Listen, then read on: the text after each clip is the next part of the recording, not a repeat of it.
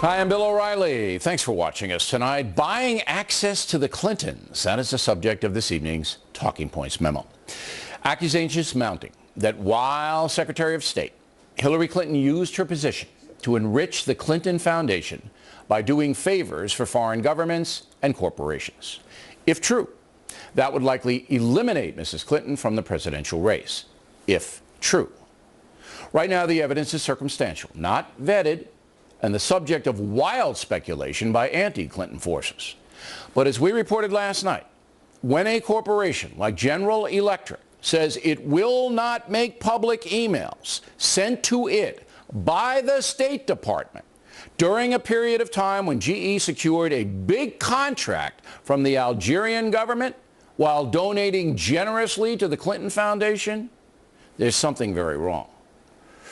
GE CEO Jeffrey Immelt must know that there is an appearance of impropriety here, and he has an obligation to the shareholders of GE to avoid any taint of scandal. Thus, Immelt should release those emails immediately. If he does not, the Justice Department should begin an investigation. A welcome greeting to the new Attorney General, Loretta Lynch, who we believe is a person of integrity. In addition, there are charges that the State Department under Mrs. Clinton signed off on a deal that allowed the Russian Atomic Energy Agency, Rosatom, to acquire a huge Canadian uranium company called Uranium One. Uranium One's chairman, a man named Ian Telfer, donated almost $2.5 million to the Clinton Foundation, much of it while the negotiations were taking place. Shortly before the deal was done, Bill Clinton received $500,000 for a single speech he gave in Moscow.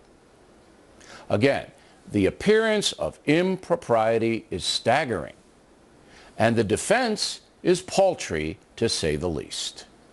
The way it's talked about is if the Clintons took this money for themselves. They didn't. This money all went to charitable causes. This was originally unearthed in this cash book, or whatever it's called, by a guy who's the president of something called the General Accountability Institute, which is funded by opponents. So this is a Clinton tactic. You're not talking about the facts, but you attack. Yeah, the fact is this guy is employed as the president of an operation who's funded by people who support Ted Cruz. Talking Points believes there is enough evidence of major money flowing to the Clinton Foundation and to the Clintons themselves through lecture fees that an official investigation has to be launched. But I want to make it very clear that the Clintons are to be given the presumption of innocence.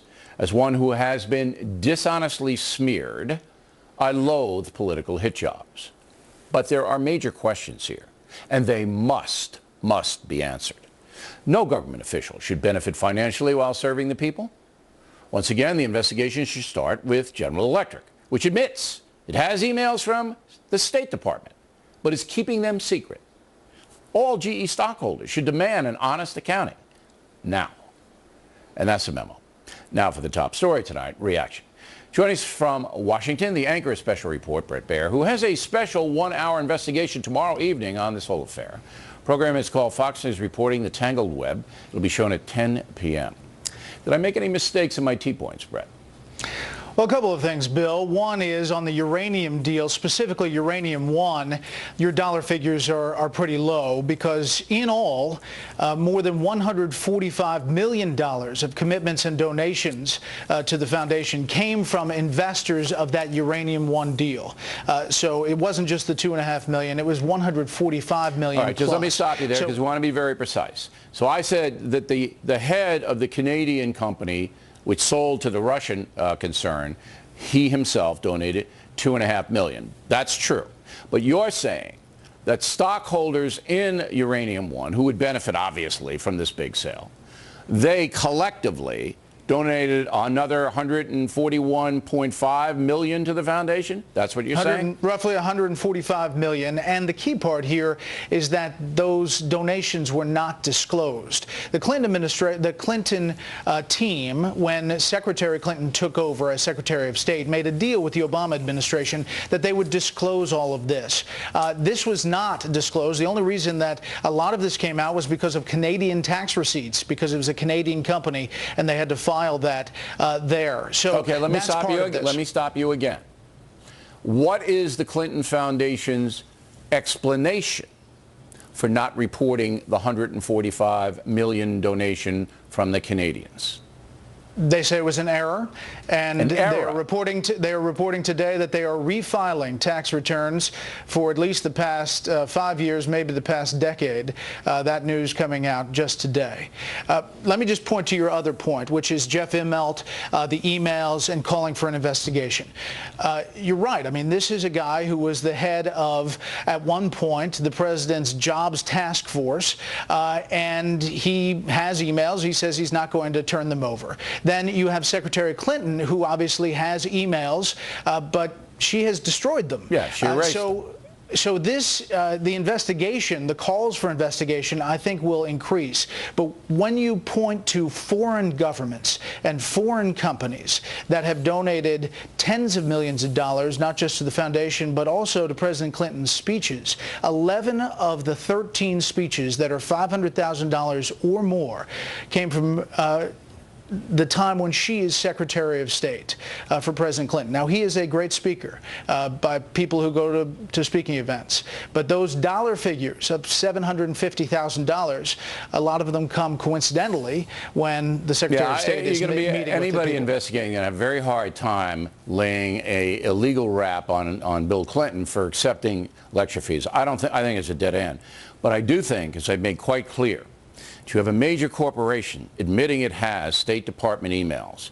You have the Secretary of State at the time erasing her emails, that the FBI has got to go up to Connecticut and say, we need those emails. If there is no investigation of this, Bret, that becomes a bigger story than the Clinton Foundation, because the government has a duty to we the people to make sure that all public officials, all of them, are not profiting from their office. I mean, it's very clear that this has to now be investigated. Go. Yeah, I think the new Attorney General, Loretta Lynch, will have her hands full with this right away. And there will be calls from Capitol Hill to do just that. Listen, on this uranium situation, you're talking about eventually getting to the point where Russia owns up to a half of the uranium in America now. Russia. A company that is controlled by Vladimir Putin. That uranium, as we know, Russia puts uranium in the hands of its client state, Iran.